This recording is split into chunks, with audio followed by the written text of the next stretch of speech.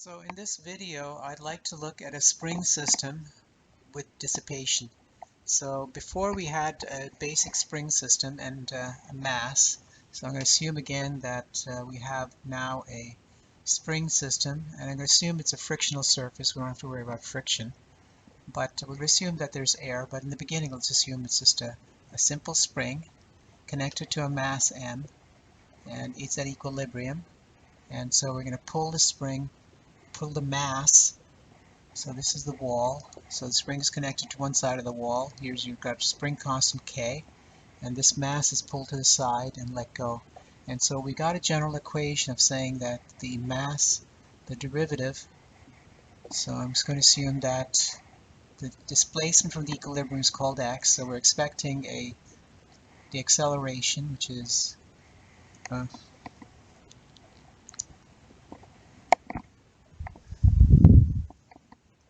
do that again. So your mass times the acceleration,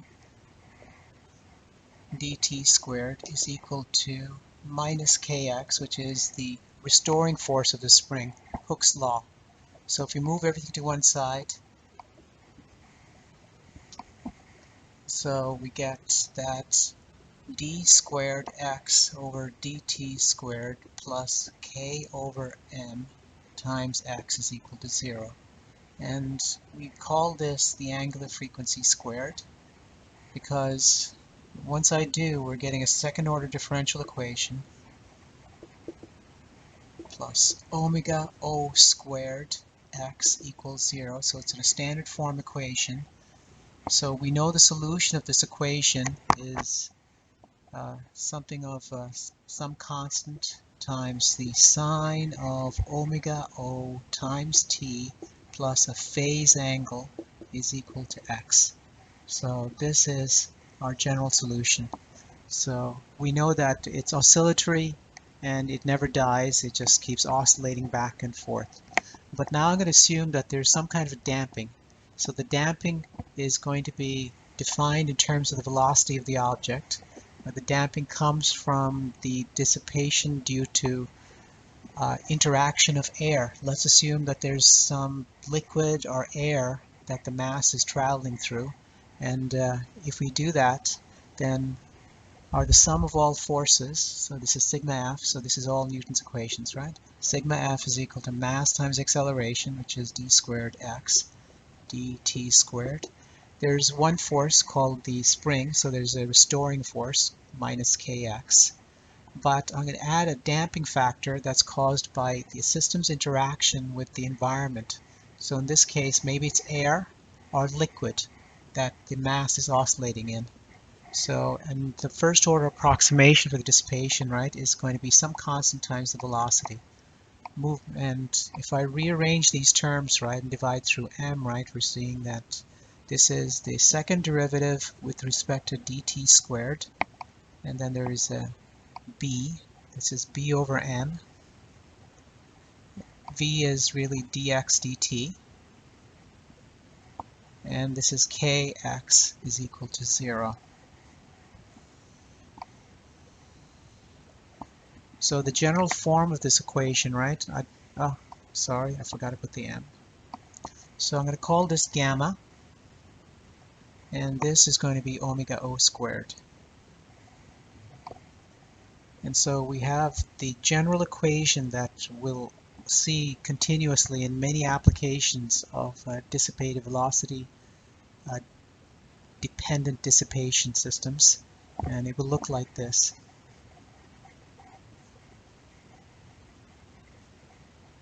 Gamma dx dt plus omega O squared x is equal to 0. So this is the equation that I'd like to review. And basically, in the special case when gamma is equal to 0, which means that there is no velocity dependent energy loss due to interaction of like an air or a liquid or, well, some kind of a fluid that the mass is going through, because anyway, so this is the equation I'd like to look at. So when gamma is equal to 0, we get the special equation of no energy loss, and then we know the solution for this. But what if gamma is not 0?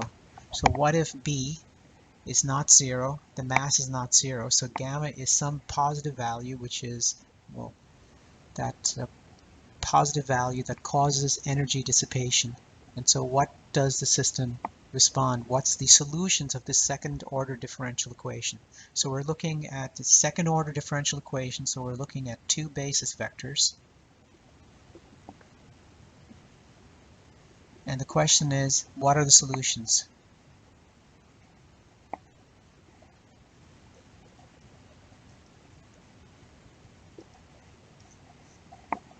So I'm going to erase everything and take a look at this system. So the spring system, right? We can always construct a spring system with some velocity-dependent potential, and we'll always get this form of the equation, where gamma is equal to, just to remind you, gamma is equal to B over m, and omega O squared is equal to K over m. Okay, so here's our second order differential equation that we want to analyze.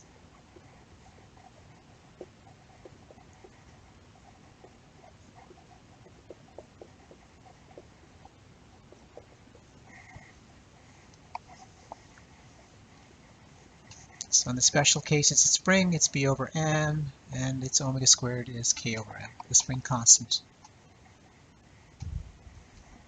Okay, and let me get another marker, because I think this marker is dying.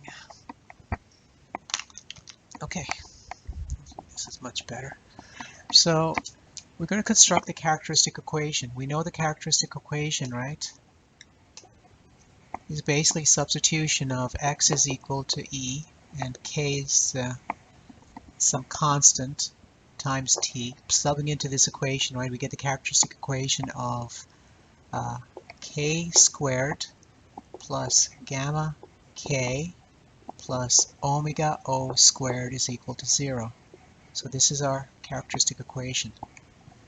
So we'd like to solve this, so we can use the quadratic formula. So if you look at it carefully, right, the quadratic formula tells us that k is equal to, if you remember the quadratic formula, it's going to be minus gamma plus or minus, so b squared minus 4ac and stuff, right? So this is b squared, which is gamma squared, minus 4 omega O squared, c is 1, so all over 2a, which is 2.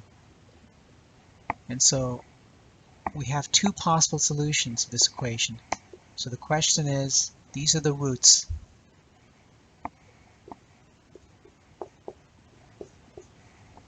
So I'm going to analyze these roots in special cases. The special cases is what happens when this is positive. If this is positive, we'll get 2 exponential damping. If this is equal to 0, then we only have a single root. And if this is negative, then we have complex roots. So there are 3 different cases.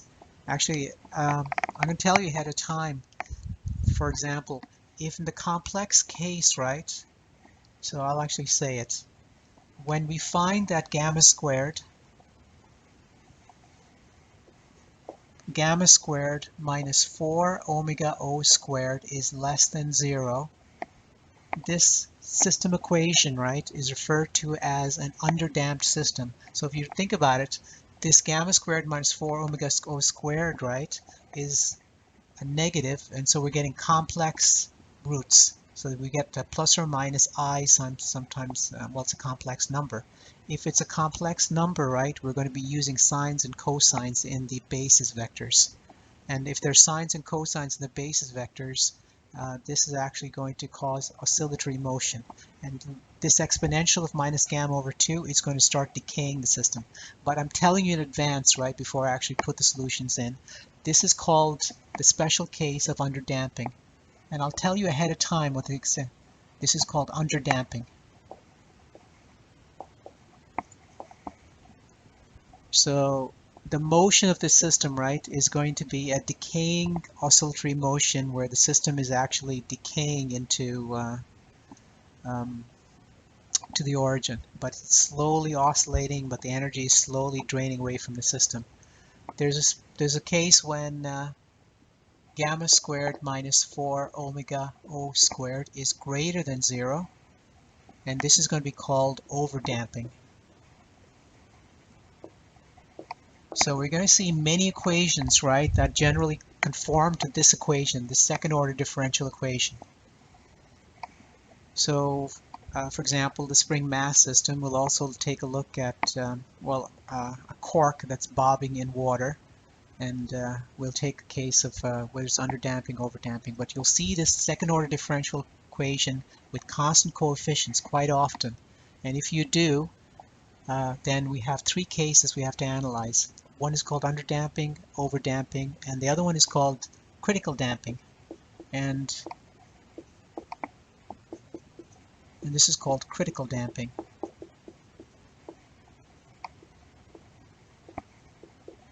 There are some statements about critical damping we can't prove because we haven't done variational calculus. That's later in our course. But that variational calculus, when I discuss it, right, I'll show you that the motion of this system, right, will cause the system to reach equilibrium, the equilibrium point, the fastest. So it reaches the fastest time to reach the equilibrium point when the system is out of equilibrium. And overdamping is basically the system is slowly reaching equilibrium, but it takes a very, very long time. That's called overdamping. And underdamping is when the system is still oscillating and the energy loss is so little it's still oscillating back and forth. And so that's called underdamping. But these are the special cases I'd like to analyze in terms of just mathematics and trying to find the basis vectors and defining the general solution for this equation. Okay, so basically I'm going to work with this. So let's do the case of let's do the simplest, which is the overdamping. Okay, so if this is the overdamping, right?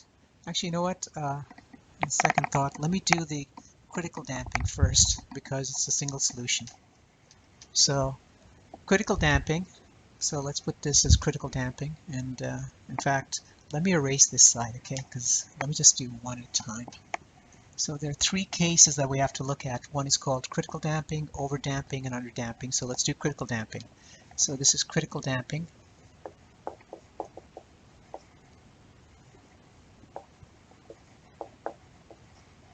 In critical damping, right, we're assuming that gamma squared minus 4 omega O squared is equal to 0. So we have only a single root. So K is in the set of minus gamma over 2. So from our understanding of linear homogeneous differential equations with constant coefficients, right, we know the basis vectors. We only have one basis vector, and that's going to be E to the minus gamma over 2t. That's only one basis. But because this is a single root, right, and the order of the root is 2, because remember, there's two basis vectors we need. The second basis vector is basically the same variable, the independent variable is multiplied. So for example, it was x, it would be x e to the gamma 2, but I'm using t because all of our differential equations are now in time. So this is really t e to the gamma 2 over t. So our general solution, right, for critical damping occurs with, so our solution for x at t is going to be some constant a times e to the minus gamma over 2t plus some constant e times t e to the minus gamma over 2t. So these two constants are basically specify the full motion. So we have some initial conditions. The object might be a system, for example, this mass spring system, which this is an equation is an example of. I pull the mass and let it oscillate back and forth, but it's not oscillating. This equation, there is no oscillation. It just goes exponentially damped. You might write this in terms of A plus bt times e to the minus gamma over 2t but that's just beautification of an equation, so it doesn't really change anything. It's just, it looks more elegant, I guess, if you separate out the exponentials. But so this is the general solution of a system, and we can actually specify like initial conditions and actually solve for A and B, but I haven't done that, and I'll be doing that separately. Okay, so anyway, so this is the general solution. We're expecting two constants. If you specify the initial conditions of the system, like I displace it, and I say the initial velocity is 0, and at time t equals 0, and I say that its displacement, right, is given by a certain amount, let's call it x0 or something, and so notice the initial velocity is 0 and the initial position is x sub 0, then I can solve for A and B, and then I'll have the full motion of the object using this solution equation. Okay, so this is for critical damping. I won't write the equations down. Actually, maybe I should. I should write it down somewhere. Actually, you know what? It's okay. I don't think it's really, not right now. So you'll be writing down in your notes anyway. So it's the construction of these equations, okay, that I really want to spend time at. And right now it's like you don't really appreciate the physics until you actually get over the hurdles of the math. So let's do, the next one is, let's do overdamping. So in the overdamping case, right, whatever, overdamping, we know that this coefficient, right, is gamma squared, and we're selecting this to be greater than 0. So this is really gamma squared minus 4 omega O squared is greater than 0. So that's called overdamping. And let's see what overdamping really means. So we have two roots. So here are the, what is the values of k? K is a member of the set minus gamma over 2, and I'll separate it 1/2, so plus, and maybe I'll absorb this into the gamma over 2, so let's absorb it into gamma over 2 squared minus omega O squared. And the next value is minus gamma over 2, and there's a minus, and here's gamma over 2 squared minus omega O squared. Okay, so here's the two values that k takes. So automatically you should see that the basis vectors, the basis of the vector space solution is going to be e to the minus gamma over 2 plus square root gamma over 2 squared minus omega O squared, all t, and then e to the minus gamma over 2 minus square root of gamma over 2 squared minus omega O squared, all multiplied by t. So the solution for this, right, means that the general solution of x at t is equal to a e to the minus gamma over 2 parentheses plus square root gamma over 2 squared minus omega O squared times t plus b e to the minus gamma over 2 minus gamma over 2 squared minus omega O squared, all parentheses t. Now we could actually factor out e to the gamma 2 over across these functions, but really whatever these are, right, these are exponentially functions, and they're kind of damping. So whatever these numbers are, this is positive, and basically this is another positive value, but these systems, right, are basically exponential decaying functions. Are, you know, this is kind of really weird. If, well, it doesn't really matter, but these are exponentially decaying functions. Okay, so because you can notice this if I rewrite this in a different form. So this is just for beautification, just so you can see the general idea. So I'm factoring out the exponential, e to the minus gamma 2 times a e and plus gamma over 2 squared minus omega O squared. And then there's a b, e to the minus square root. Oh, I forgot the t, so I'll put the t in over here. And this is gamma over 2 squared minus omega O squared, and square brackets. And so we have some kind of an exponential, but remember that gamma 2 over squared minus omega squared, right, is greater than 0. So this is a positive value. And this gamma 2, right, is basically, this is a decaying term.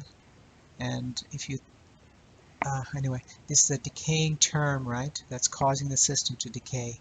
And this is actually called overdamping. So let's do the underdamping case. So the underdamping case, right, is, this is where you're going to see periodic motion. So the underdamping case, right, well, actually decaying, it's an oscillatory decaying system. Underdamping, whatever. Here is gamma squared minus 4 omega O squared, which is now less than 0. Before it was greater than 0 for overdamping, equal to 0 for critical damping, and now we're doing underdamping. So in underdamping, so we have that K is a member of the solution set that's minus gamma over 2, and I'm going to absorb the 2 again into the square root. So this becomes plus square root of gamma over 2 squared minus omega O squared. And then the next solution is minus gamma over 2 minus square root gamma over 2 squared minus omega O squared. So these are the possible roots. But now we know that this is less than 0.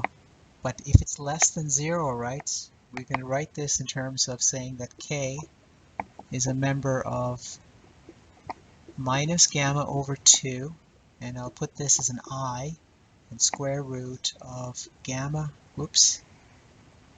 it's omega O squared minus gamma over 2 squared. So I've taken the minus out for the complex number I. We can also repeat this for the second root. Now it's a minus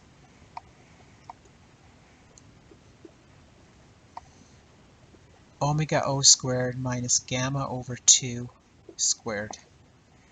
So remember, because it's less than 0, this is greater than 0, but we have a plus and minus I in the roots.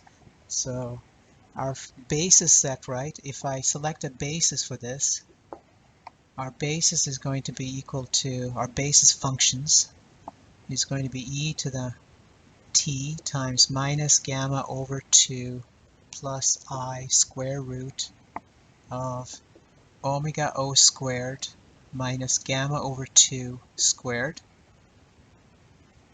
Okay, so that's the first basis function. And the next basis function is equal to t parentheses minus gamma over 2 minus I square root of omega O squared minus gamma over 2 squared, parentheses, close parentheses. And the first thing you should notice, right, are these complex functions are conjugate functions to each other. Conjugate functions, simply put, right, are basically replacing I by minus I. And but these are complex functions. And if you do, right, this means that we can write this as a new basis. And the new basis will look like, I pull out e to the minus gamma 2 and I omega t and we play with it to make it real. Because I don't want to work with complex constants. Instead, we switch this basis into e to the t gamma over 2 times the cosine of square root, I'll put the t in front, omega O squared minus gamma over 2 squared, and the other function is e to the minus t gamma over 2 sine of t square root of omega A squared minus gamma over 2 squared. So, which basically means our full solution, right, of this equation, the general equation, right, is equal to some constant times the first basis vector times the second basis vector, and I can pull out e to minus t gamma 2, and then we'll have a times cosine of something plus b sine omega t. But we can always convert that into some kind of an amplitude, and so we have a general equation that looks like this. It will be, I factored out e to the minus t and skipped all the steps, so this is really, so e to the minus t gamma over 2, and I'll put a parentheses, times a cosine and times omega t plus a phi, where a and phi are constants to be determined, but omega is a new frequency that's the square root of omega O squared minus gamma over 2 squared.